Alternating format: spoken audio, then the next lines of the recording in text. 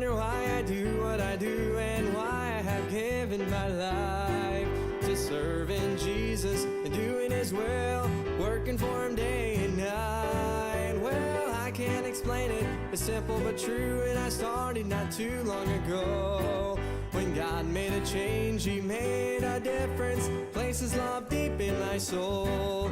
Love down deep in my heart makes me want to shout and sing. A peace that only the presence of Jesus can bring. A joy that's bubbling up ever since I made my new start.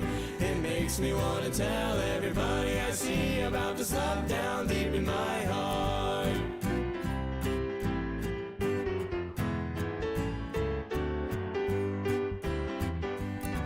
Though I'm not fit to be a servant, Jesus has made me an heir to an eternal kingdom way up in heaven that God has gone out to prepare.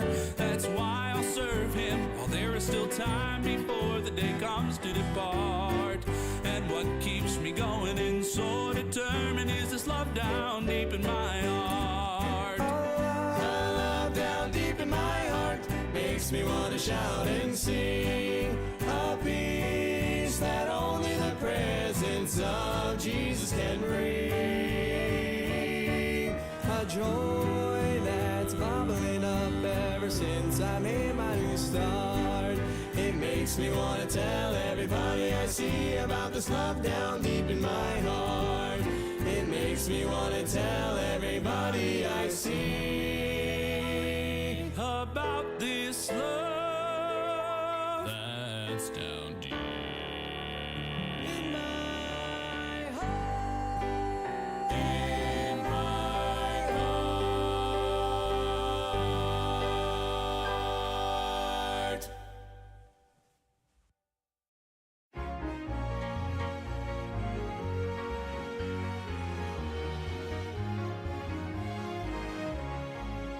We're a band of Christian soldiers fighting Satan every day. We're standing up for Jesus while we're kneeling down to pray. If His precious blood has cleansed you and has washed away your sin, that makes you a member of the blood-washed band. Praise God, I'm a member of the blood-washed band. I've been washed in the soul-cleansing blood of the Lamb. I was bound by chains of sin, then one day the Master came and made me a member of the blood-washed band. Sign me up for the Christian Jubilee, write my name on the roll. I've been changed since Jesus lifted me, singing glory, hallelujah, Jesus lifted me. Sign me up for the Christian Jubilee, write my name on the roll. I've been changed since Jesus lifted me, singing glory, hallelujah, Jesus lifted me. I'm so glad Jesus lifted me. I'm so glad Jesus lifted me. I'm so glad Jesus lifted me, singing glory, hallelujah, Jesus lifted me. Praise God, I'm a member of the blood-washed band. I've been washed in the soul-cleansing blood of the Lamb. I was bound by chains of sin, then one day the Master came and made me a member of the blood-washed band. Sign me up as a member of the blood-washed band. Blood-washed band.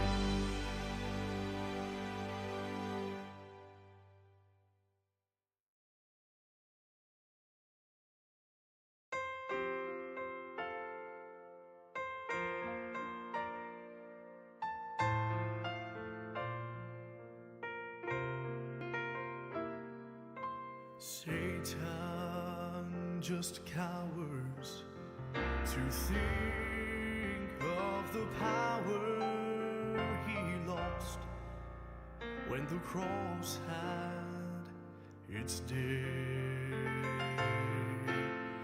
And gone are the mornings when fear without warning and again have its way. Now when Satan reminds me of things I regret, I bring up Calvary, lest he forgets. High on the mountain of sorrow and shame, grace signed by pardon as Christ took the blame. When I'm called to answer for my his story, Calvary answers for me.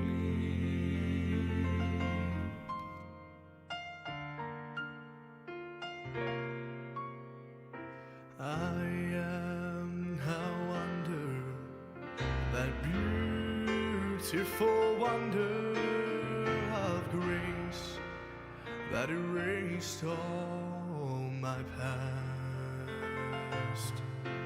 And I feel the heartbeat of mercy inside me.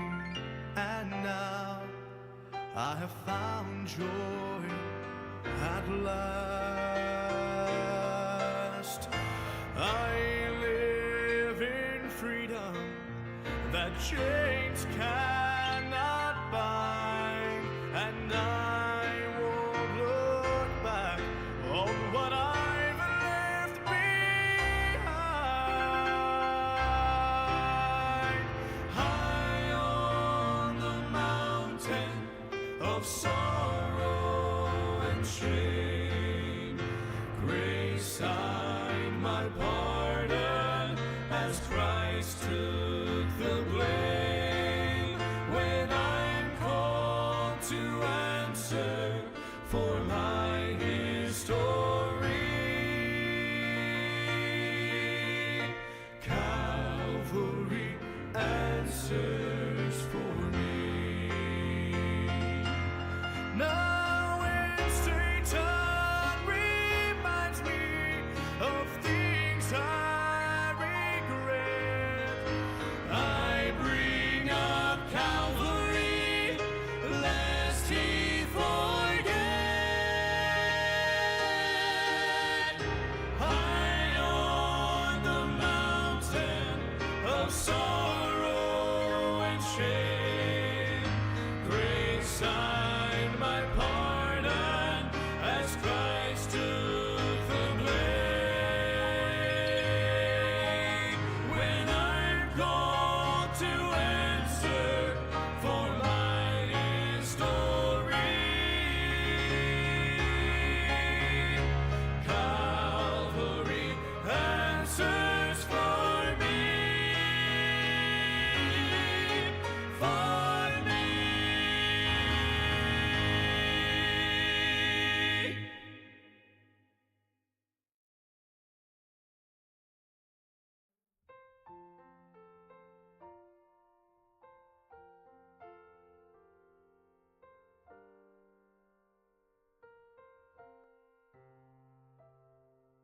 You came into the family through Jesus' precious blood. You tasted of his goodness and his love.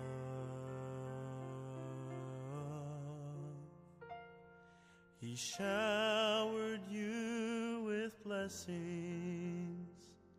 He's building you a home. But somehow on your journey, you're standing all alone.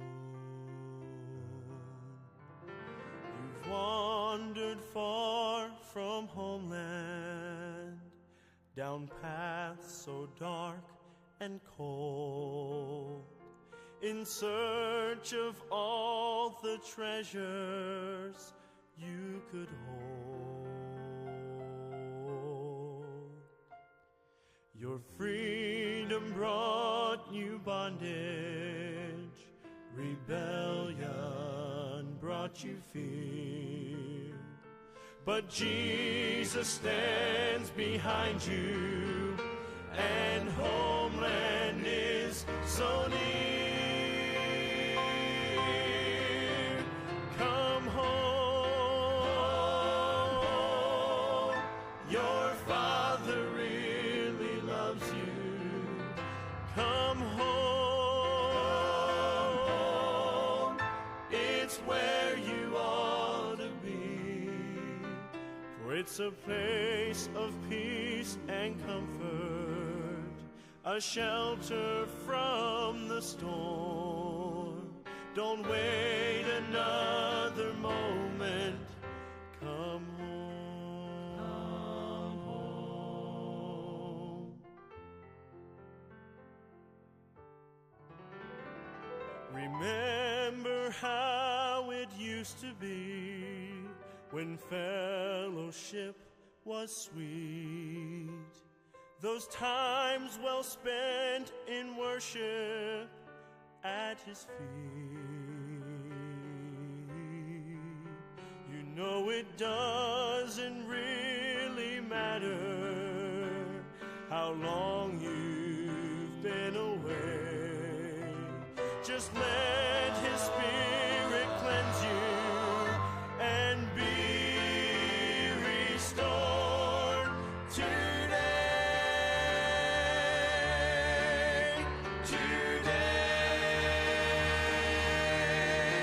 Come home. Your Father really loves you. Come home. It's where you ought to be.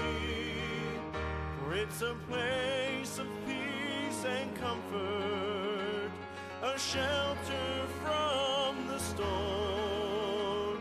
Don't wait another moment. Come home. For it's a place of peace and comfort, a shelter from the storm. Don't wait a moment, for He stands with arms wide open. Please don't wait another moment. Come home, my child. Come home.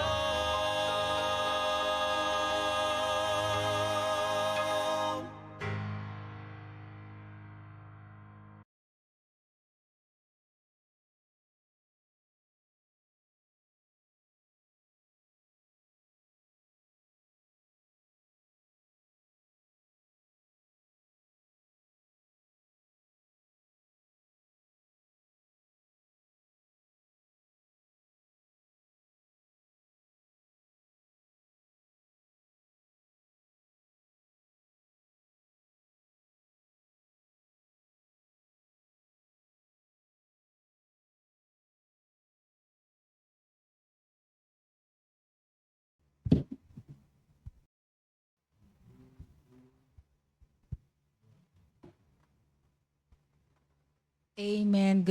Okay na. Amen. Good morning po sa lahat. Ito na naman po kami mga mothers para sa Mother's Devotion. Ini-encourage namin mga mothers, gising-gising na po para tayo makapakinig muli ng message ng Panginoon. To God be the glory. Ilingin ko muna na magbatiin kayo ng ibang mga kasamahan ko dito. Sister Irene.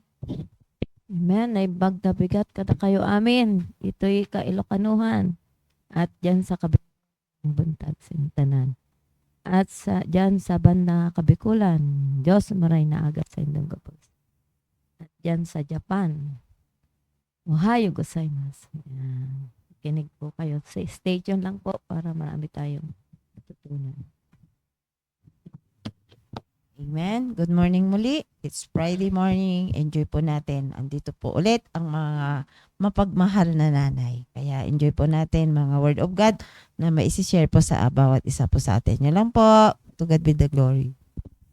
Amen. Isang malamig na umaga po at sana po makasama namin kayo mula simula hanggang sa matapos po. At tayo ay makikinig ng salita ng Diyos. To God be the glory. Okay, simulan na natin. Ang topic nga natin ay yung vision, my family first. My vision, my family first. Na-explain naman na sa atin kung ano ang meaning ng vision at kung ano ang mga nararapat nating gawin upang maakay natin ang ating family sa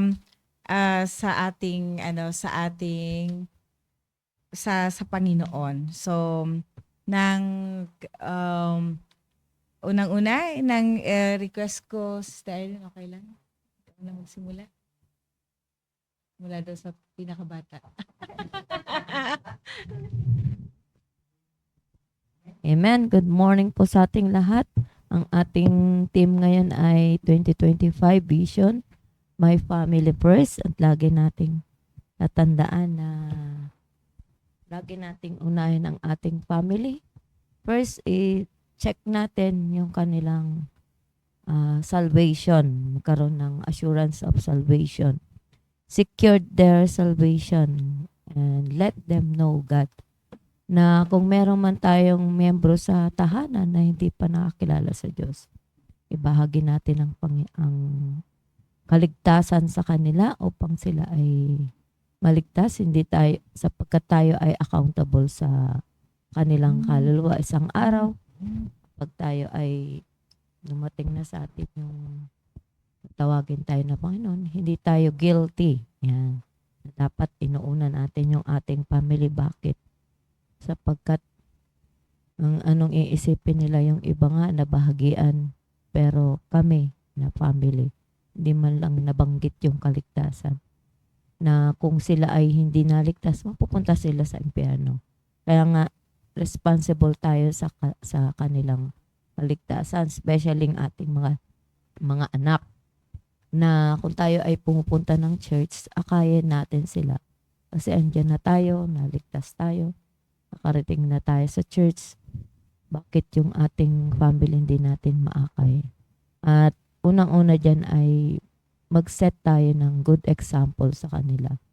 Madali natin silang mawin kapag nakikita nila sa buhay natin, isinasabuhay natin yung salita ng Diyos.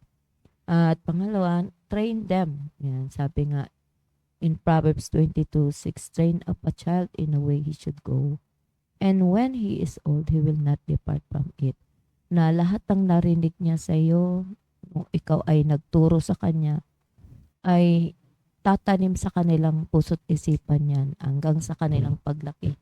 Hindi nila iiwanan kung ano man yung naituro sa kanila, na itanim na salita ng Diyos. Na kung lagi natin silang pinapaalalahanan, dinadala sa church, magbula bata pa, ay makakagawian na nila yun. Yung pagpunta sa church at kung ano man yung mga ministry, magjo-join sila, sikapin natin na sila ay mag-involve sa gawain. Kaya nga kung sila ay involved, hindi nila maiisip gumawa ng hindi maganda. Laging nakatuon yung kanilang isip. Sabi nga, set your affection on things above. Na kung isa-set lang nila yung kanilang isip at puso, ay bakit hindi sila ma-in love sa gawain ng Diyos? Sabi nga, basahin natin sa Colossians. Dito sa Colossians chapter 3 verse 2, set your affection on things above, not on things on the earth. Na kung yan yung naitanim natin sa kanilang puso't isipan sa mga bata na habang sila ay bata pa, ay mananatili yan yung mga aral kasi ang perfect na pag-train sa kanila ay bata pa. Habang ang memory nila ay hindi pa puno ng mga kamunduhan. Yan. Kaya nga, ang mga babies, kung ano yung narinig sa magulang, ginagaya tayo nandyan darating sa stage na lahat ng sinasabi mo pag especially pag nag-uumpisa pa lang silang magsalita, 'di ba? Mapansin mo, lahat ng sinasabi mo inuulit din nila. Yan pag sinabi mo, Papa, Papa. Kaya nga kung naririnig nila ang tawag mo sa asawa mo ay yung pangalan, ganun din eh. Maalala ko yung pamangkin ko nun. Tawagin mo nga si Tigro, sabi. Kasi ganun ang tawag nila sa kanila mag-asawa. Sabi niya, Tigro, tawag ka ni Luga. Ganun kasi yung mga panayaw nila. Yung mga tawagan nila magsabi, tawagin mo si Richard. Richard, tawag ka ni Lisel. Ganun. Ganun. Kaya maganda yung habang nasa training pa sila, kasi yung pinaka-training ground nila yung bahay. Diyan nag-umpisa yung tuturuan natin silang magbasa. Siyempre, una yung paglalakad, pagsasalita, hanggang sa pag-aaral nila, di ba? Kung tinuturuan na natin sila bata pa ng ABC, di ba natututo sila? Kaya nga, sa pagpunta rin sa church, kung tayo ay sinasanay natin sila, huwag nating iiwanan sa bahay. Nasasabihin natin, ang likot-likot kasi, ang kulit-kulit. Yan, kahit saan tayo magpunta, dala-dala natin dapat. Sa totoo lang ako nung ako ay nasa ministry, talagang hindi ko nirarason yung anak ko. Kahit saan ako magpunta, nakatali sa katawan ko yung si Joanna eh. Nag-start pa nga, nag-choir na agad ako noon eh. Gusto ko nang mag-choir. 3-4 months, mga ganun. Kaso medyo nahihilo-hilo pa ako noon eh, kasi ako cesarean. Pero nang 6 talagang nag-start na ako. Sumasama na ako sa Bible study. Hindi ko nirarason na may anak ako, kaya hindi ako nag-choir. Kasi yun na yung ministry ko eh. Yun yung kinasanayan ko na parang ang hirap dalin sa sarili na yung ikaw nakaupo lang, wala kang ginagawa. Habang may kumakanta dyan sa choir. Kasi sa choir eh, ayaw ko yung mawawala ako sa choir. Kaya sinisikap ko na lagi ako nandyan. Maliban lang kung talagang nagkasakit ako. At yung hindi ko talaga iniiwan sa bahay. Kino-close namin yung bahay. At kahit yung mga kamag-anak namin na mga bisita na nandyan, ang rules namin sa bahay, walang matitira pag linggo. Lahat punta sa church. Kaya nagpapasalamat ako sa Panginoon. Yung kapatid ko na si Jacqueline, na disciple ko talaga yan. Dinala ko sa church hanggang yung kanyang asawa, mga anak. At ngayon, nagpapasalamat ako, ginagamit sila doon sa Ramos, sa mission. Nandun na sila ngayon. Ang sabi, ang challenge ni pastor noon, pag magdi-disciple kayo, kung ikaw ay choir member, dapat maging choir member din yan. Yan, amen. At kung ikaw ay Bible student, dapat Bible student din. At salamat sa Panginoon, ang goal namin ay makatapos, walang suspension. 4 years lang kami nag-aral sa Bible School, kami ni Jacqueline, at sabay din kaming graduate. At answered prayer dahil pinag-pray ko talaga to. Sabi ko, gusto ko yung kasama ko sa bahay, merong ma-disciple na madala sa church. Kaya yon. At ngayon sila ay ginagamit doon, nagdi-disciple na rin sa Ramos Tarlac.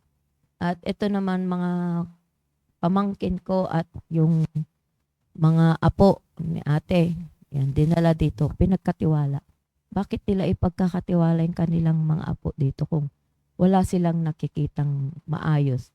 Nakita nila na ang church, dito sa church, si pastor, nagtitrain talaga tayo, nagtuturo. Kahit anong tigas ng ulo ng mga bata ay talagang tuturuan dito. Babaliin lahat ng mga kung ano man yung dapat basagin, kanila yung matitigas na ulo nila. Sabi ko nga, hindi pwede rito yung ganyang ugali. Ang pinakalas na nandito ay si KD, na medyo na-amaze siya, nagtataka siya. Sabi ko, hindi pwede dito yung ipipilit mo yung gusto mo. Kailangan magpaturo ka. Yan, sa pamagitan ng salita ng Diyos. Kasi pinagkatiwala siya sa akin, ng aking kapatid. At yung pamangkin namin, isa ay, dahil alam nila, itong church ay mababago yung buhay nila. Sapagkat kung nandun sila sa kamunduhan, exposed talaga sila kung doon sa Cavite. Ng kabi-kabila, ang daming temptation. Kaya sabi ko, mas maganda yung nandito kayo, na expose kayo sa gawain ng Diyos kaysa naman sa gawain sa makabundong bagay. na ano man yung pinaghihirapan mo sa labas, lahat yan ay walang kwenta. Pero kung nandito ka sa church, nangalap ka ng kaluluwa, naglilingkod ko sa Panginoon, sabi nga, your labor is paid. Sabi nga nung, yung preaching nung last night o yung nakaraang revival na gabi yun yung si Pastor Elvis Snyder, sabi, your labor is not in vain for the Lord. Na lahat nating ginagawa ay hindi mawawalan ng kabuluhan. Kaya nga, ano man yung mangyari, ano man yung mga pagsubok, ay tuloy-tuloy pa rin tayo.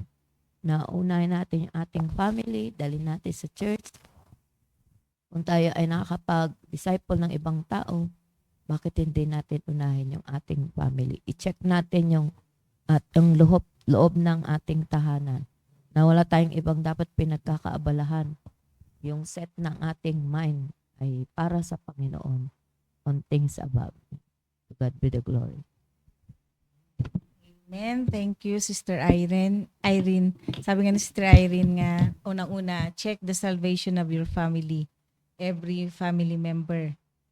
Yun nga po na andoon yung pagsubaybay kasi bilang parents, tayo ay nabigyan ng accountability o kaya ng responsibility para bantayan natin especially yung spiritual growth ng bawat membro ng tahanan. At andun din, sabi nga niya, hindi mawawala yung pag-train sa mga, lalo na sa mga anak, na yung example nga yung huwag pagpaliban, yung pag-a-attend ng church services at mag-involve sa church activities. At yung last, sabi nga dito, na matuto, i-train sila na mahalin ang works, ang mga ministry ng Panginoong Diyos at dalhin ang mga loved ones sa fold ng Panginoong Diyos. So, next na bata-bata pero senior na si Sister Vicky.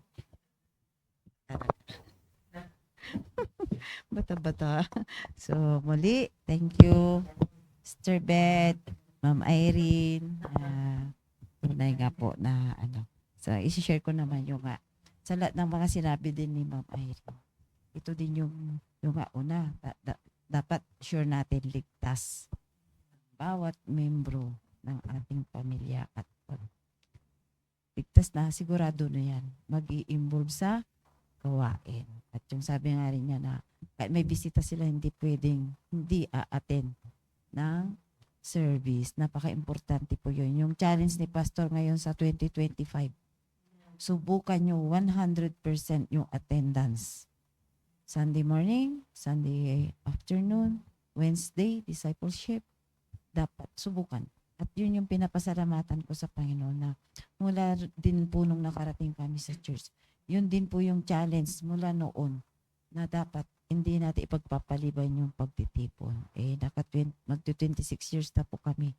At gano'n naman po yung nangyari talaga. Kaya pag talagang mahal mo ang Panginoon, ay talagang gagawin mo po yun. At tutulungan naman tayo ng Panginoon kasi yun po yung kuman niya. Kaya nga sabi, talagang totoo nating tanggapin sa puso ang Panginoon para sa lahat ng ganyang iuutos ay ating magagampanan. At pag nalaman niya na anong mangyari, alam naman ng Panginoon kung nahihirapan tayo, andyan yung persecution, at pag pinaninindigan natin yung pinaglalabanan natin yun, ay siya mismo ang kikilos bawat isa sa atin hanggang sa buong family. Kaya ito yung ma-share ko na magagawa natin po pag andyan yung charity. Ang charity, yung the love of Christ. Na tingnan po natin sa 1 Corinthians chapter 13 from 4 to 13. Babasahin ko po. Sabi niya dito, charity suffereth no. Alam ko, si Ma'am Irene, nung sinasabi niya kanina na 6 months pa lang si Joanna, nag-choir na siya. Hindi po biro-biro yun, yung karga-karga mo. Okay lang po yung 3, 4, okay, yung tumas na karga-karga mo kaysa yung nung naglalakad na. Pero hanggang ngayon, hanggang naglakad na, naging pasawi si Joanna, choir member pa rin si Ma'am Irene, di ba? Kasi nandyan, suffereth long and is kind, charity invadeth not, charity vaunteth not itself, is not puffed up. Pagka hindi tayo makakapagpatuloy, pagka wala po itong charity na ito, doth not behave itself unseemly, seeketh not her own. Ayan. Makasarili tayo, hindi tayo mag-share ng word of God. At yun po yung energy, yun po yung power natin, yung soul winning po. Is that easily provoked? Ayan. Diba? Marami tayong mapapakinggan. Pagka tayo ay nagsishare dyan, nagbabahay-bahay, may babagsakan ka ng pintuan. Pero andito na yung instruction ng Panginoon sa atin na dapat i-apply natin na unang-una sa family natin. Kung wala tayong charity, hindi natin mawiwin yung family, hindi tayo magkakasama sa gawain. Sabihin pa dito, think it no evil. Verse 6, rejoice it not in iniquity, but rejoice it in the truth. Ito po yung andyan yung kasiyahan natin. Sa totoong salita ng Diyos tayo talaga na andyan yung hirap, andyan yung challenge, pero andyan na hindi natin, yung katotohanan na ito ay hindi natin pwedeng baliktarin po. Pag binaliktad po natin, tayo ang mahihirapan. Bear it all things, believe it all things, hope it all things, endure it all things. I-endure bilang isang nanay, di ba? Parating in-example din yung pagle-labor natin pag mga anak tayo. Lahat talaga, makakapitan mo pag nagle-labor ka. Sa totoo lang. Hanggang makaraos. Ganun po yun. Para yung vision natin ay talagang matutupad yun. Makakamtan natin. Sabi niya, ito pa, charity never faileth, but whether there be no prophecies, they shall fail. Whether there be tongues, they shall cease. Whether there be knowledge, it shall vanish away. For we know in part, and we prophesy in part. Sa verse 13, sabi niya dito, and now abideth faith, hope, charity. These three, but the greatest of this is charity. Diba? Andun talaga, ganun tayo kamahal. Kaya nga sa John 3:16, diba? For God so loved the world. Yung charity na sinasabi, ito yung love of Christ. Na dapat, ito yung whatever happened. Kahit anong mangyari, kami po dito, dating ini-example ni Pastor, yung mga nauna, napagdaanan po namin to at hanggang ngayon po, kailangan pa po namin i-apply kasi lalong tumatagal, di ba sabi, habang tumatagal, mas maraming challenges po. Lalo kaming dapat sundin namin lahat ito, mga challenges sa mga pag-challenge ni Pastor. Sabi pa ulit-ulit, mas lalo namin isa sa buhay kasi mas maraming nakatingin yung nga po, yung sa revival din sa CSI na, yung nga nagsishare kami, andyan may ministry ka, pero may nakikita sa isang family mo na hindi naman sumusunod, may ginagawa hindi maganda, tayo po yung accountable po doon na kailangan makikita sa atin na yung we are living a life different na talagang ibang-iba talaga yung totoong nagmamahal sa Panginoon. Kasi ibang-iba, andyan yung persecution, andyan yung sabihin na sira ulo ka, ganun kung anong pinagsasabi. Hindi natin papatulan o hindi tayo makikipag-away. Kaya yun yung ibig sabihin na ibang-iba. Kasi kung wala kang salita ng Diyos, hindi ka rin patatalo. Sasagutin mo rin ng parihong mali. Kaya dapat andun po, whatever happened, choose to live with the love of Christ. Kasi mula nung minahal natin ang Panginoon, nung tinanggap natin, una po siyang nagmahal sa atin. Na kaya kailangan na mahalin natin. At yun po yung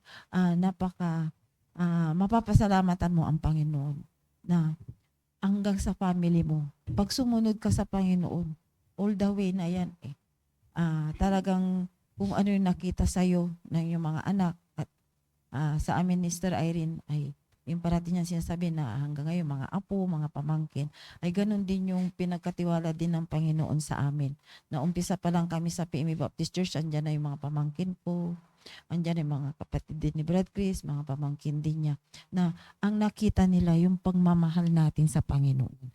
Yun po yun, at pagka talagang magampanan po natin yun yung makikita at yun yung makaka-influence sa atin na yung buka ng charity ng Panginoon sa atin, ng pagmamahal ng Panginoon sa atin ay magbubunga din sa ating family.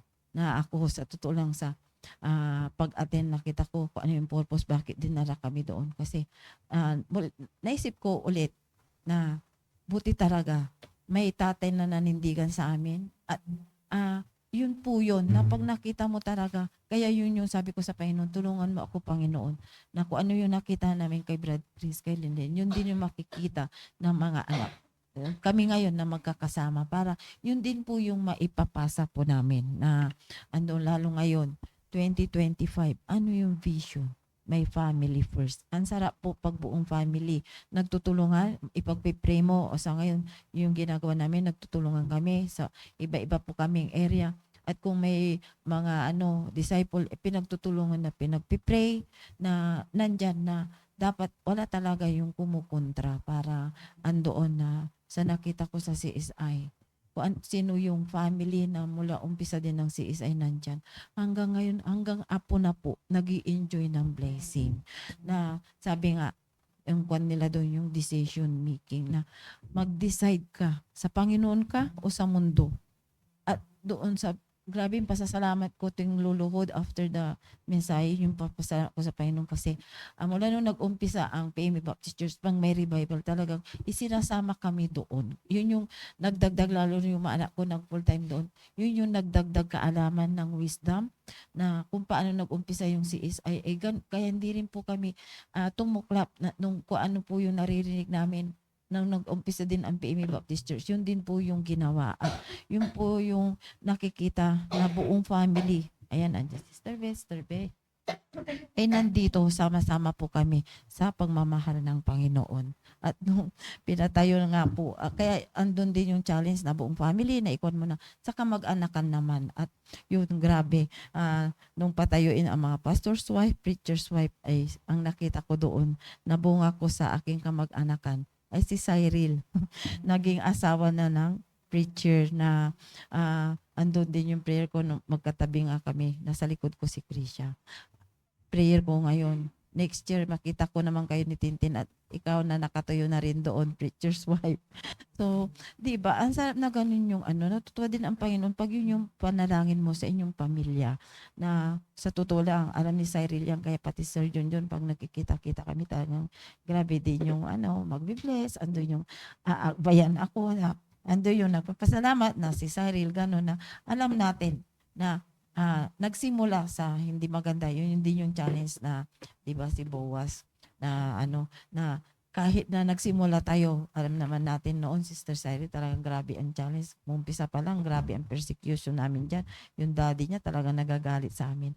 Pero sa ngayon, hindi kami, talagang pa rin namin, nanindigan pa rin kami sa tama. Talagang andyan pa rin yung prayer sa kanya.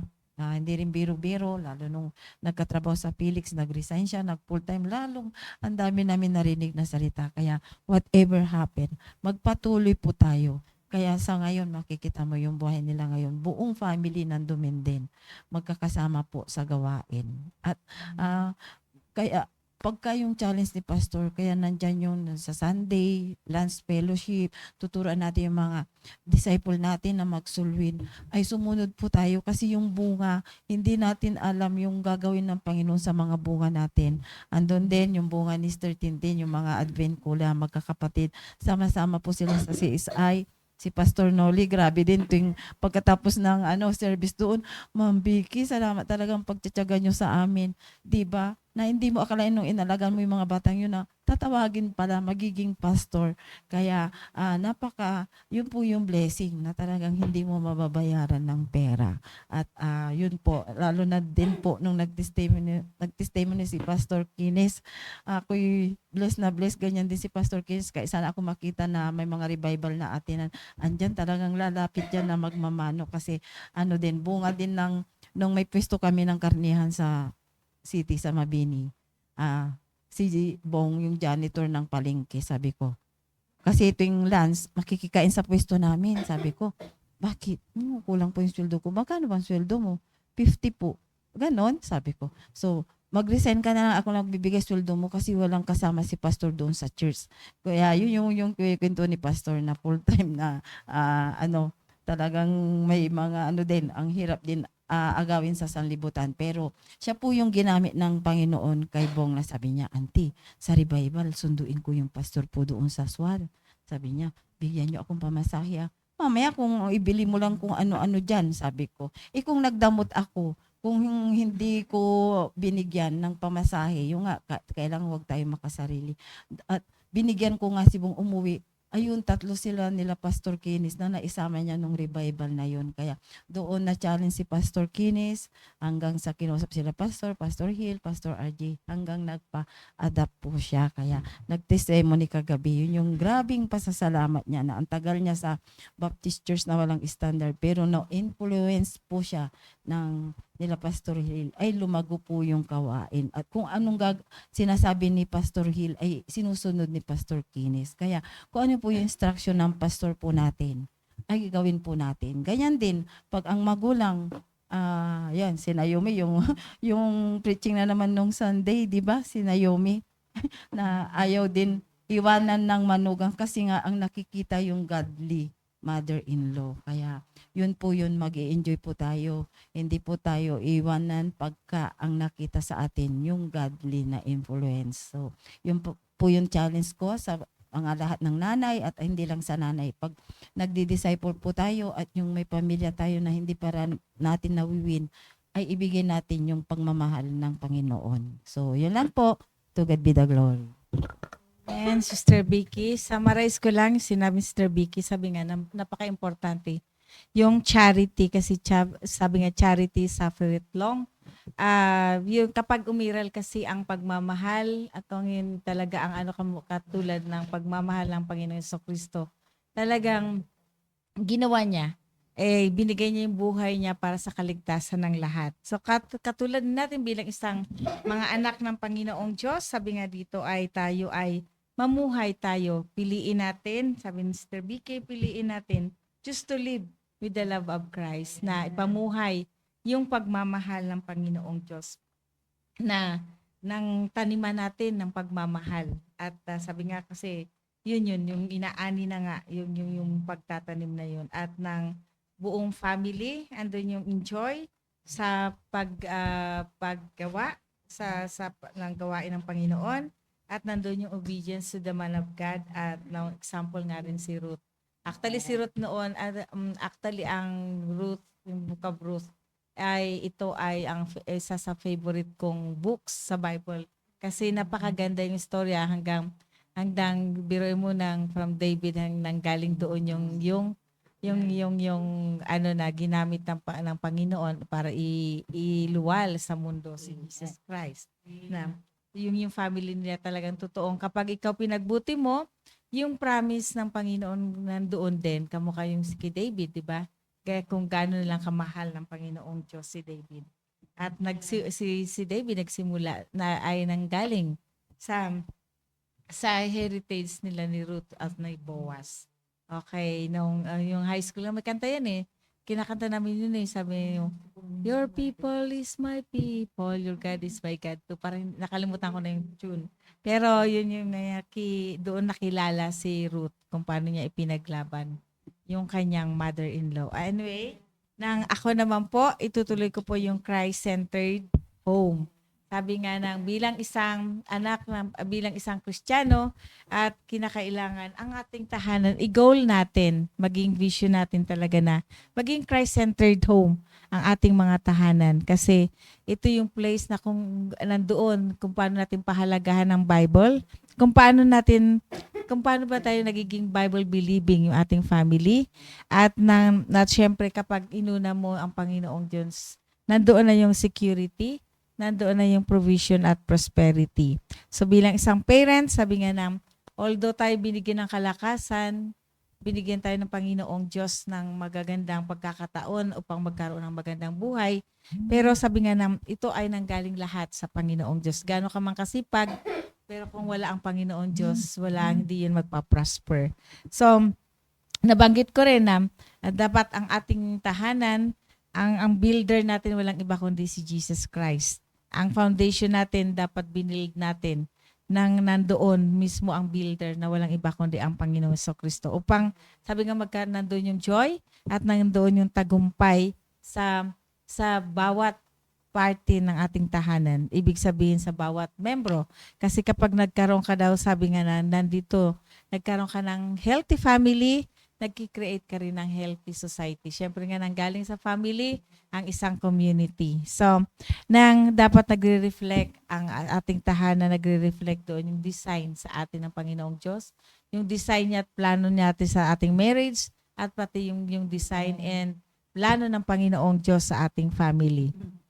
Nang kinakailangan sabi nga bilang isang Christ-centered home, dapat kilala natin, alamin natin kung ano yung ating kalaban, kung sino yung ating dapat paano natin ipaglaban yung ating mismo, ang ating family. Kasi sabi nga dito na ang battle hindi naman talaga yung kasama natin sa family, kundi yung influence nung sa labas, na kung paano ito pinagsisikapan na gumagawa ng paraan ang dyablo para sirain ang isang family, lalong-lalo na ang kanyang faith, ang kanyang pananampalataya. So sabi nga bilang isang parents na naatasan, mag-create tayo ng protection, yung wall ba, yung dingding. Kasi di ba isang tahanan, kung bukas-bukas ang tahanan pag storm, syempre mababasa ang mga nakatira doon. So bilang isang family din, sabi nga, mag-create tayo ng concrete wall. Ibig sabihin matibay na wall doon around sa ating marriage at around sa ating mga anak. Ibig sabihin, nandoon yung ating pagbabantay sa kanila, na kinakailangan, nagagwardyado natin, hindi lang sila physically, kundi yung kanilang mga puso, na kailangan na monitor natin sila, lalong-lalo ng mga bata. Kasi kapag lumabas na sila ng tahanan, hindi na natin alam kung sino ang kausap nila, na maaring makaka-influence sa kanila. Bagamat tinuturuan natin sila sa tahanan, pero paglabas kasi marami na tayong kalaban doon, na maraming magi-influence, maraming mapapakinggan sila na hindi tama, lalong-lalo na kung kapag ang mga kasakasama nila ay hindi talaga tunay na Kristiyano.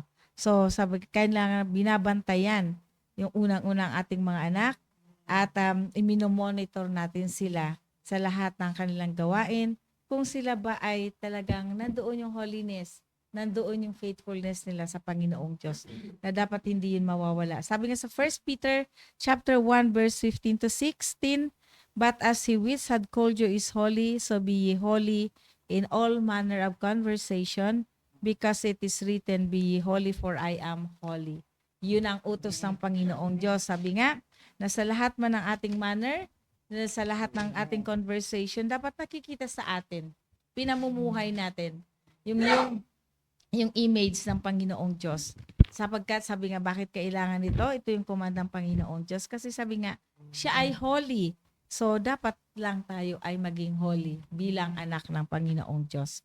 So, yun yung yun nga sabi nga, gwardyahan natin, bantayan natin, protectionan natin, ilagyan natin ng dingding yung ating family. So, second, sabi nga, be in the word, na kinakailangan nandoon kung paano na lang natin pahalagahan yung salita ng Panginoong Diyos. Kasi sabi nga, kapag ito ang inuna natin salita ng Panginoong Diyos, unang-una, number one, na magbe-benefit, syempre yung family. Yung mga spouses, yung ating mga anak. Kapag ating ini-encourage sila na maging nandoon kung paano nila buklatin ang Biblia, kung paano sila maging vigilant, na para aralin yung salita ng Panginoong Diyos. Sabi nga, yung flow, yung gawa, yung buhay ng family ay magiging smooth din. Sabi sa Proverbs chapter 4 verse 23, "Keep your heart with all diligence, for out of it are the issues of life." So napaka-importante talaga yung buhay. Kung hindi mo yung tinutukan, hindi mo binantayan, lalo ng ating mga anak, nang magdadala ito, sabi nga, ng paglaki nila ng kahihiyan sa kanilang mga magulang. So, gano'n na lang natin pag sa bawat detalye na dapat detail talaga tayo bilang parents, na makita lang tayo na kunting na kailangan sawayin natin, wag natin ito palampasin para sila ma-remind. Ako nga nagsisimula na magpadapa kay Teo. Kasi kapag sinabi kong you stop ng may pinagbabawalan ako sa kanya na ito gawin mo, hindi siya sumunod. Kina-count ko na. Alam niya pag nag-count galit na ako. So, nandoon, takot na siya, titigil na siya. At tinitrain ko siya, yung titingnan mo siya ng ganun, oh. Titingnan mo, tututukan mo siya ng ganun. Na tapos yun, alam na niya na galit na si Lola. So, sabi pero na maganda na i-explain natin sa kanila bakit sila kailangan paluin. Kaya nga nagwawan-on-one na kami. Pagkapalo ko, sabi ko, alam mo, love ka ni Lola, love ka ni Mama, kaya ka laging napapalo. Kasi para i-correct yung mali mo. Na kasi magsimula ka na, example nga, alam mo si Mama, sila si Tito, Paulo, Tito, Jan. Sa 5-year-old pa lang nasisimula na yan nahahataw. Kaya para makorek yung kanilang pagkakamali. Kasi love ka namin para paglaki mo, hindi mo kasanayan yung mali. So, sabi nga maging diligent tayo. Ngayon, Luke chapter 6 verse 45, sabi nga, a good man out of the good treasure of his heart bringeth forth that which is good, and an evil man out of the evil treasure of his heart bringeth forth that which is evil, for the abundance of the heart his mouth speaketh. So, sabi nga kapag ang isang tinaniman mo ng kabutihan, ang isang tao, sabi nga i-allow mo siyang i-treasure niya yun sa kanyang puso at madadala niya yung magre-resulta ito ng tama. Magre-resulta ito hindi sa impluwensya ng evil, kundi sa kabutihan. Sabi nga dito din, huwag nating wawalain yung prayer. Na sa bawat ating paghihirap, prayer in every circumstances. Sabi nga, na bawat tayo ay nahihirapan, lalong-lalo sa, yun nga, iba na ang kabataan ngayon, iba na ang mundo ngayon. So kung hindi tayo magiging diligent sa kanila pagbabantay, kawawa sila. Ay isipin natin unang-una, bakit natin kailangan disiplinahin ang ating mga anak? Bakit kinakailangan nating turuan sila? Kasi magiging kawawa ang buhay nila kapag hindi sila na-correct. So minsan napakahirap kasi minsan bilang isang magulang, lalo na ang mga nanay, di ba? Minsan naaawa tayo. Na minsan parang nasasaktan din tayo pag nasasaktan. Pero wag tayong magpadala sa awa. Kung kinakailangang i-correct natin. Masakit man na mamalo, masakit man na tamaan ng palo.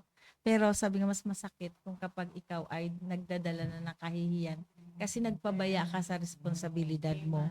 Na, di ba, sabi nga ang sakit ng kalingkingan, sakit ng buong katawan.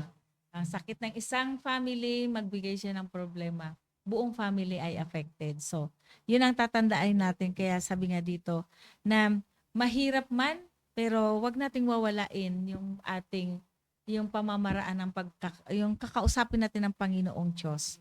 Na gaano makahirap yung ating mga burden, yung ating mga struggle sa ating family, pero wag nating wawalain. Yung kausapin natin ang Panginoong Diyos at humiling tayo sa Kanya na paano tayo i-guide bilang isang parents at paano naman din hipuin ng Panginoon ang mga puso, lalo na kung may mga anak tayo na matitigas na hindi nakikinig at hindi nag-obey. Sabi nga sa 1 Thessalonians chapter 5 verse 16 to 18, rejoice evermore, pray without ceasing, and everything give thanks, for this is the will of God in Christ Jesus concerning you. So, yun lang po muna, stop ko muna po doon yung aking topic. Sabi nga na kinakailangan natin mag-create tayo ng wall for the protection of our family. At number 2, sabi nga, be in the Word. Yung Word of God, ito yung ating pattern. Huwag natin kakalimutan na i-consult natin sa lahat sa ang Bible. Lalo na sa Proverbs, maraming instruction doon na nating mapupulot kung paano natin iti-train, lalo na kung ang ating family at kung para sa family natin at lalo na kung meron tayong mga kabataan o bata pa na kailangan nating turuan at nang huwag wawalain yung prayer. Sabi nga, pray in every circumstances. Gaano man yung kahirap, gaano man kabigat yung struggle, gaano man parang ang hirap i-deal. Pero kapag nandun yung prayer, ipag-pray mo yung sarili mo at ipag-pray mo yung family, nang madali na lang yun. Sabi nga, huwag wawalain ang Panginoon sa Kristo. Sapagkat, sabi nga, yun yung gusto niya maging Christ-centered kasi dapat kung Christ-centered ang ating tahanan, ang video mismo, ang builder noon, walang iba kundi ang Panginoon sa Kristo. So yun lang po, to God be the glory. So next po, ang ating pinakabata na senior, si Sister Benny. Amen. Magandang umaga pong muli. At bagaman kararating lang po galing ng biyahe, ay andito po kami na magbabahagi pa rin po kami ng salita ng Diyos na kung paano ito pong topic natin na why we need to set ito po yung ano natin topic po natin na why we need to set our goals or vision. Sabi nga po dito, winning first our family. Yon. Bago tayo po, bago po ang lahat ay kailangan pong ma-win po muna natin yung ating family sa kung paano tayo mag-set ng yung vision po natin bilang isang magulang sa ating mga anak, sa ating family. Paano natin marireach ang ating vision na ito po ay puntahan po natin sa Philippians 3:14 na sabi po dito ay, Brethren, I count not myself to have apprehended. Ito po ay paulit-ulit po na naiibasa at naiihayag po sa atin mula po sa pulpit sa ating pastor hanggang sa ito nga po. But this one thing I do, forgetting those things which I behind and reaching forth unto those things which are before. I press toward the mark for the prize of the high calling of God in Christ Jesus. Yun po na una po ay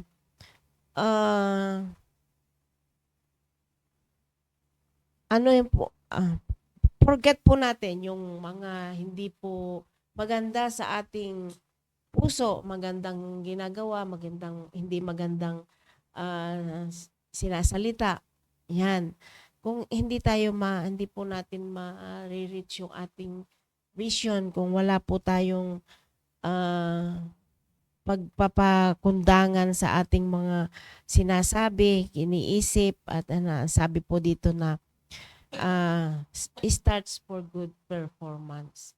Yun po yung dapat po natin na linisin po natin kung ano po yung dapat nating linisin sa ating sarili at para po tayo makapag-umpisa ng dapat po nating umpisahan sa ating pong mga vision na dapat po maging spiritual ano po tayo na kung di po tayo wala po yung spiritual ano po natin ay hindi po tayo ma-reach yung ating goal pag wala po tayong humility, humbleness sa atin. At hindi po natin mai-focus yung ating pong gagawin kung wala po tayong humility sa paggawa po ng ating ano po sa ating mga vision. Yan. At sabi po dito na paano po na help us to get focus, get energized, and get great result. Yun po na sabi po sa Hebrews 12:2, looking unto Jesus, the author and the finisher of our faith, who for the joy that was set before him endured the cross, despising the shame, and is set down at the right hand of the throne of God. Na yun po, na hindi po natin makakamtan or makakamit yung atin pong mga vision kung hindi po tayo focus sa na magkaroon po tayo ng energized na kaisipan at doon po natin makukuha yung great result po natin sa ating pong vision na sabi nga po dito na starts for good performance. Mag-umpisa po tayo sa magandang performance. Paano ba natin maumpisahan yung magandang performance na yon kung hindi tayo spiritual? At una-una po yung panalangin po nga po natin na sa ngayon nga at hindi po tayo focus, hindi tayo makapagdidesisyon ng maganda kung wala po tayong matibay na foundation sa pamamagitan po ng panalangin. Yun po. At yun nga po, galing po kami ng CSI, napakaganda po yung topic po na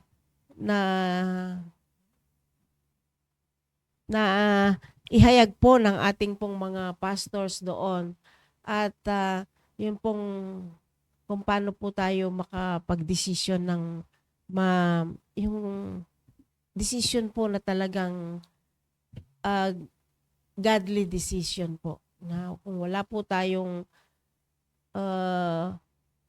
matinding pananalig, yung faith po natin sa Panginoon ay hindi po natin ito makakamit. Na ang sabi nga po dito na yung decision natin na ito po yung product of thinking, na hindi po natin ito makakamit kung wala po tayong matinding pananampalataya at yung foundation po natin bilang isang mananampalataya. Yun nga po na sa ating pong pamilya, ito po yung kagaya nga po yung sabi nga po ni Sister Vicky na yung mga alaga po niya noon. Mula pa po nung nag-umpisa po yung church, andun na po yung mga alaga niya at ngayon nga po ay andun po yung magandang resulta. Andyan, nakasama na rin po namin sila kahapon. At nakakatuwa kahit hindi po ako yung nag-disciple o yung nagtiyaga, ay makikita mo talaga masaya ka bilang isang magulang na andon. At yung tsaka makikita mo yung pinanggalingan nung anak mo nandoon. Kagaya nga yung sila Ma'am Tin noon. Mula pa noong nagsuko ng buhay doon, nag-aral sa Bible School. Mula pa kasi noong balikatan, yun po yung nang umpisa po ng balikatan yun eh. Hanggang sa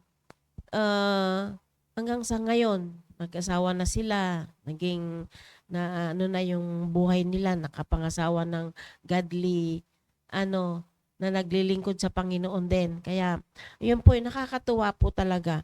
At hindi po natin ito makakamit kung wala po yung panalangin, yung endurance, at yung good performance po bilang isang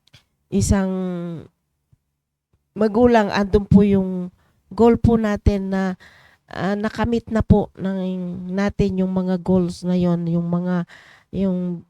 kaya nga po ngayon yung vision po natin na ibahin po natin yung vision po natin bilang isang Kristiyano na ngayon ay ngayong 2025 ay magkaroon po tayo ng matatag na vision. At talaga pong nakakatuwa na andyan po yung magiging disciplinarian po tayo, magiging productive po ang ating pong mga decision kung sakaling susundin po natin yung salita ng Diyos. At doon po natin makikita na ano ba yung maidudulot ng sa ating family kung makapag-desisyon tayo ng yung godly decision. At nakakatuwa nga po na sa lahat po ng mga mensahe na napakinggan po namin doon ay mula pa po dito noon na naririnig na po namin sa ating pong mahal na pastor yon. Pero pag narinig mo pa muli ay madadagdagan po talaga yung kaalaman mo bilang isang ang sunod sa dapat na yung vision po mo talaga ay magkaroon ng matatag na foundation. At ang isa pa po na kwan ay yung magkaroon po tayo ng determinasyon sa atin pong gagawin. At ito po ay kaakibat po natin dito yung salita ng Diyos. Ang Panginoon, kung wala po ang Panginoon ay hindi po natin magagawa ito lahat sa atin nga pong paggabay sa ating pong mga anak. At kahit na hindi po natin mga anak, ito ay bigyan po natin ng pansin at pagmamahal sa ibang tao. Yan. At kagaya nga po na yung paglabas-labas po natin at pag-share po ng salita ng Diyos, ang share nga po ng gospel sa ibang tao ay yun po yung ating pong pangunahing vision sa ngayon, na tayo po ay ihayag po natin, i-share po natin yung gospel. At sa ngayon sa mundo ngayon ay napaka na po ng mundo natin ngayon, na malayo na po ang tao sa Diyos. Kaya sa nagpapalayo po na sa tao, yung sa Diyos yung mga tao ay sa pamamagitan po ng mga gadgets. Yun po. Kaya bata pa lang po ngayon ay mahilig na sa cellphone, ganyan. Kaya mahirap po na talagang pagtiyagaan po natin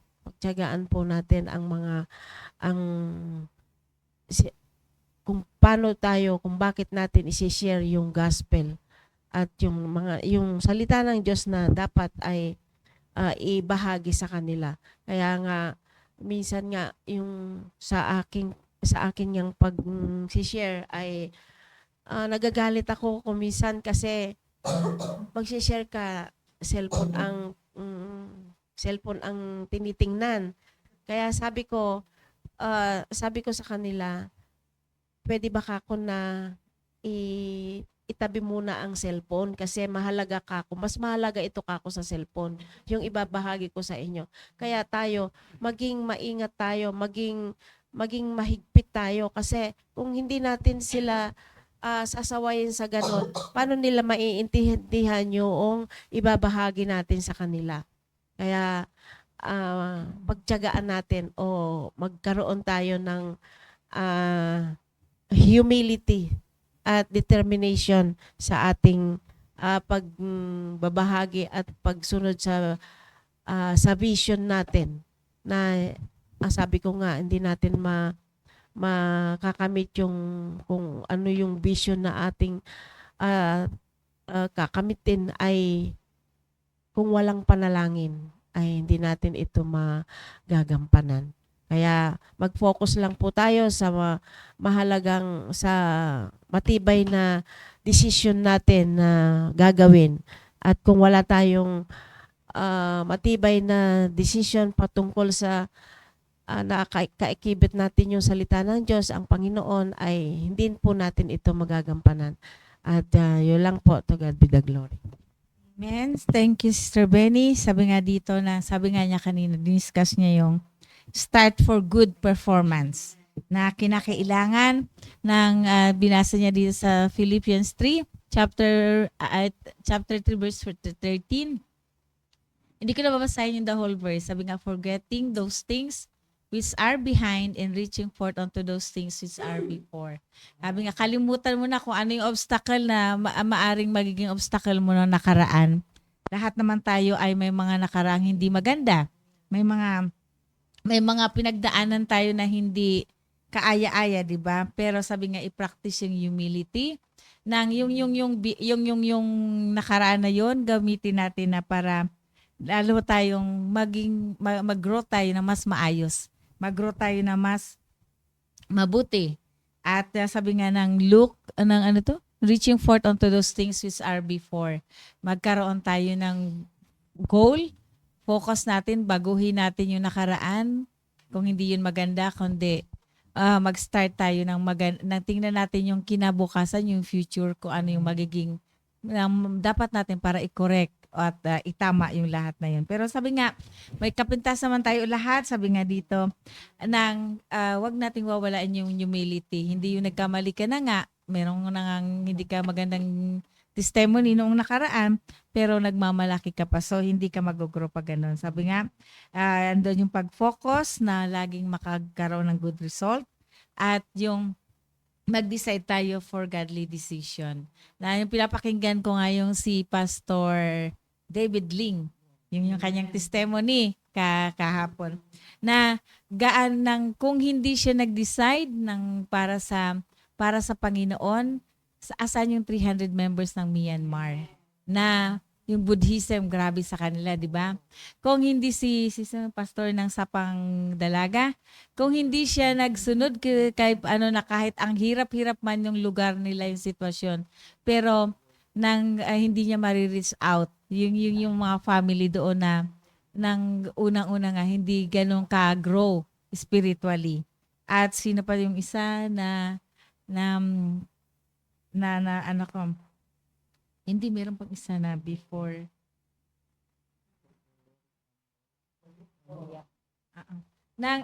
Kaya para iyak po mo sabi ni Pastor. Pero kung hindi itong mga man of God na to na nagpagamit sa Panginoong Diyos, hindi sila nag-decide ng para sa gawain ng Panginoong Diyos, paano yung mga tao na ngayon kasama nilang naglilingkod sa Panginoon? So, nanghingi lang tayo ng kung anong mga opinions o kaya anong kanilang masasabi doon sa ating na-discuss na topic. Mag-share din sila. Si Sister Tintin. And good morning po sa inyo pong lahat. Ganun din po sa mga host. Nagpapasalamat po muli sa devotion na ito. Bilang summary po sa lahat ng sinabi. Bilang isang nanay, napahalaga po talaga yung nandiyan po yung pagmamahal. Mula po dyan ay nandiyan po yung ititrain, gagawin po talaga lahat. Ititrain ang mga anak, nandiyan po yung ipaglalaban po talaga, nandiyan po yung paninindigan, nandiyan po yung prayer, nandiyan po yung determination. At nagpapasalamat dahil po sa mga devotion na ito, nagiging reminders po sa amin, lalo na po sa akin bilang bagong nanay. At ganun nga po rin, salamat din po sa mga programa po sa church, yun sa kakatapos nga lang po na revival. Napakaganda po yun na kung ano man po tayo ngayon ay dahil sa ginawa po nating decision. So, lalo na bilang nanay ay dapat talagang ipag-pray talaga ang mga decision na ginagawa dahil may mga anak na po tayo na nakatingin po sa atin. Yan, decision na talagang hanggang sa anak na para sa ikakalago nila sa gawain, ikaka-close nila sa Panginoon, hanggang sa kahit baby pa lang yan, ay decision na hanggang sa panghabang buhay. Yan po. Kaya sabihan na paano hindi lang po gagawa ng decision, kundi talagang ima-manage na meron talagang patutunguhan. Kaya maraming po salamat. Thank you po. Thank you po sa narinig mo na naman natin ngayong umaga. It's great reminder po sa atin bilang magulang na ako po, nagkaroon po ako ng decision na sabi ko sa altar noon, nang nag-altar call, sabi ko, Panginoon, kahit ano pong mangyari, ito po yung decision ko. Hindi ko po tatanggalin yung mga anak ko sa church. Kasi alam ko po na pag tinanggal ko yung anak ko sa church, ay lalamunin sila ng sanlibutan. So yun po yung tinatak ko sa puso't isipan ko na wala silang future sa kamunduhan kung wala sila sa Panginoon. Kaya yun po na kahit sabi ko, kahit iwanan kami ni Kelvin, mananatili kami sa church. Opo, talagang yun yung gusto kong, yun yung gusto, opo. Dati nag-backslide si Kelvin pero ako gusto ko dito, Ayoko sumama kay Kelvin nun. Talagang dito gusto ko pwede, di daw pwede. So, kailangan family parents. So, salamat sa Panginoon kasi binalik din po siya. Buo pa rin yung family po namin. At nagpapasalamat din ako na talagang kung hindi ako nag-decision na mag-stay talaga, mas matindi pa yung kakahinap na ng mga anak ko, lalo na si King King. Matinding battle po talaga. Kung walang salita ng Diyos, walang word of God na nagbibigay ng instruction kung paano i-train yung mga anak, ay maluloka talaga ako. Masisiraan ako ng ulo kay King King pa lang. So nagpapasalamat talaga ako na ito yung sinusunod ko na yung pagtuturo sa mga anak ko na pinagpipray ko din sila na nakakapagod maging magulang sa totoo lang.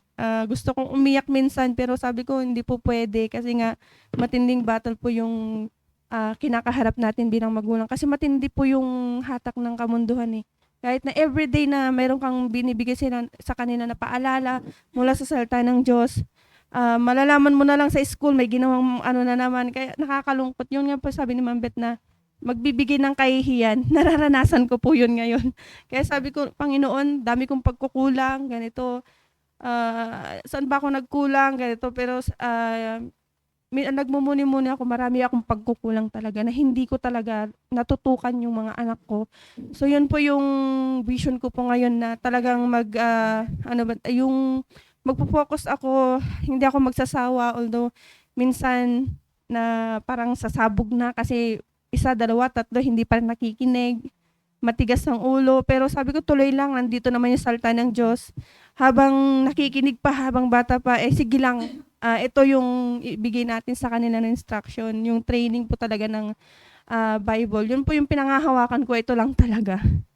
Yun po. So, yun, malaki pong sa akin yung morning devotion na to na napapaalalahanan na naman ako na re-refresh yung utak ko sa isip ko na dapat yung gawin ko. Pinapakita sa akin yung pagkukulang ko talaga. So, napaka po talaga. Importante po yung salita ng Diyos. Nagre-remind po sa atin. Yun lang po. Taga dito. Amen. Totoo po yun. Kaya nga sabi nga na yung nabasa nga ni Sister Benny kanina, di ba? Forgetting those things. Kundi yung simula tayo na tingnan natin ahead of us kung ano yung pwedeng gawin natin. So wag kang mapagod magmahal sa iyong mga anak. Tuloy pa rin na bilang isang parents, hindi tayo dapat mapagod na ano man ang edad noon, kailangan natin, hindi tayo mapagod, patuloy pa rin tayong magsubaybay sa kanila kasi tayo ang nabigyan ng responsibility ng Panginoon para yung ating next generation ay maging maayos. So, okay. Salamat po sa presensya ni Sister Vicky, ni Sister Irene, ni Sister Benny, maging ni Sister Tintin at ni Sister Jamaica. Ganon din po sa mga, wala naka-Google.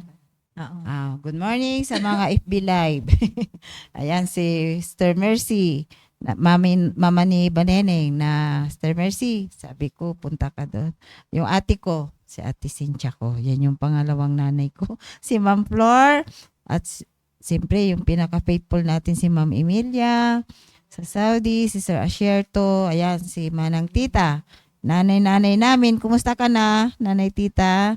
So, si Ma'am Susan Manuel. See you. Pasyal ka dito. Si Ma'am Susan. Sister Myra. Sister Heidi. Sir Ariel. Good morning po. Si Bioli Busto sa Pangasinan to. See you on Sunday, Bioli. Yan, Sister Vivian from Cagayan. See you soon. Punta na kayo rito. Si Benita. Sino yun? Si Benita. Sister Kevin. Si Ma'am Rachel Heralde. Sister Charlotte. Kumusta ka na? Amen, Sister Yan. Charlotte. Ayan. Pagaling ka si ng Brad gusto. Digno from Kasama ka namin Pangasinan. dito. Ayan na ba? Sister Margie. Good morning. Ayan, si Laika, yung mama ni Sister Jamaica. O, yan, narinig nyo po si Jamaica. Anak pa more, sabi ni Anak pa more, para iyak pa more. Diba? Anak pa more, iyak pa more. Masyadong Si Nanay Lina. mabilis. Si Stenet Dalisdes. Ayan, siguro kasama si Sister Julian. So, yon. At si Pastor RJ po. Amen. Nauna po kami ng 1 oras kila pastor. Dumating po kami 3 o'clock. So ito, siyempre galing sa revival kaya Ayan pa. Nanay Lina, Sister Amen. Heidi.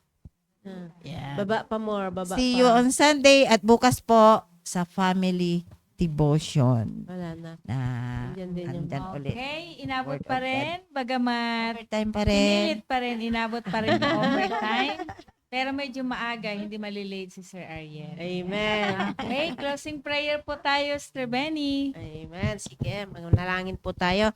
Dakilang Diyos, maraming salamat po, Panginoon, sa natapos na Mother's Devotion, Panginoon. At bagaman kami po ay medyo kulang sa tulog, pero andyan po talaga, Panginoon, ang salita nyo na nagpapalakas po sa amin at naibabahagi po namin sa iba, Panginoon. At nawa po, Panginoon, ay napulot po nila ang aming pong mga naibahagi sa kanila at ang salita nyo lang po, Panginoon, ang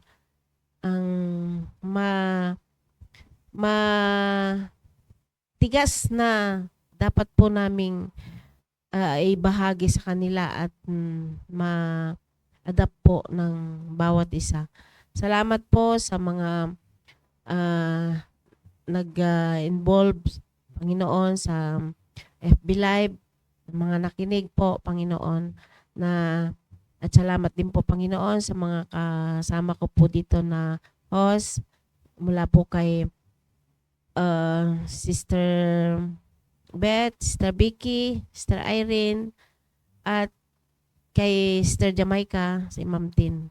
Nawa, Panginoon, ay mga kasama po namin, hindi po namin nakasama dito, ay sa susunod ay kumpleto po kami, Panginoon. At ganoon din po, Panginoon, si Ma'am Sila na hindi din po namin nakasama. At salamat po sa aming pong pastor na patuloy nga po, Panginoon, na gagabay sa amin, nag-encourage po sa amin sa ganito pong gawain, Panginoon. At sa lahat po ng aming pong gagawin sa maghapon, bigyan niyo po kami ng kalakasan. Bagaman kulang po sa tulog, ay kami po ay wag manghihina, Panginoon. No? Bagkus, Panginoon, ay ito po ang aming pong kalakasan na gawin po sa maghapon, Panginoon. At sa paglabas po ng mga kapatiran, ay kayo po ang mag-ingat. Ganon din po, Panginoon, sa araw ng bukas, ang family devotion po, Panginoon, sa pamumuno po ng aming mahal na pastor, ay sana po, Panginoon, ay andun din po lahat na sila po ay makapakinig, makapanood, Panginoon. At makasama po namin sila. At sa amin pong paghihiwalay, kayo po ang mag-ingat. At lahat po ng papuri at pasasalamat ay binabalik po namin sa inyo, Panginoon. Mahal po namin kayo. Ito po ang aming dalangin sa pangalan ni Jesus. Amen.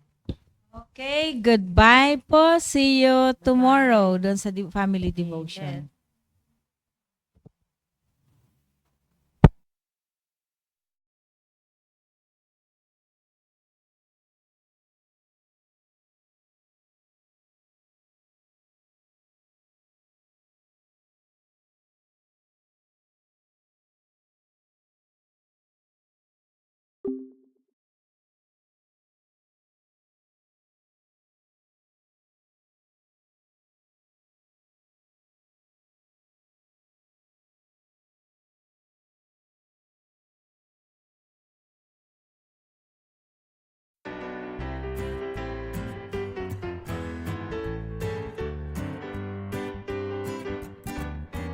You may wonder why I do what I do and why I have given my life to serving Jesus and doing His will, working for Him day and night. Well, I can't explain it, it's simple but true, and I started not too long ago.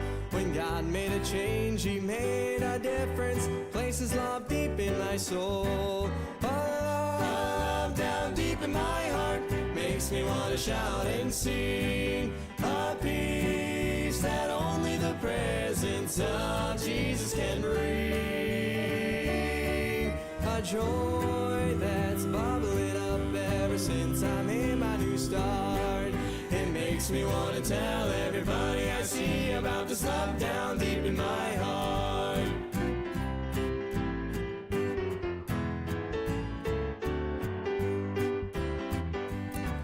Though I'm not fit to be a servant, Jesus has made me an heir to an eternal kingdom way up in heaven that God has gone now to prepare. That's why I'll serve him while there is still time before the day comes to depart. And what keeps me going and so determined is this love down deep in my heart. Love down deep in my heart makes me want to shout and sing. A peace that only the presence of Jesus can bring. A joy that's bubbling up ever since I made my new start. It makes me want to tell everybody I see about this love down deep in my heart. It makes me want to tell everybody I see About this love that's down deep